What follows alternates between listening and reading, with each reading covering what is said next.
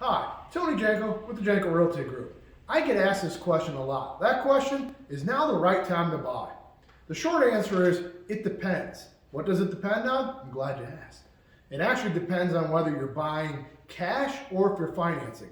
If you're paying cash, then you want to buy when the prices are at their lowest.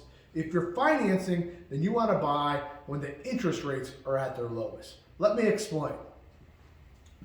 Here's a home in Brownsburg that I sold just last month for $471,000. If you were to buy this house at $471,000 with an interest rate of 3% with 5% down for 30 years, your payment would be around $1,887 a month. If you were to wait for the market to crash, and let's say the home came down in value by 15% down to $400,000, but the interest rate went up to 4.5%, that payment would be $1,927 a month.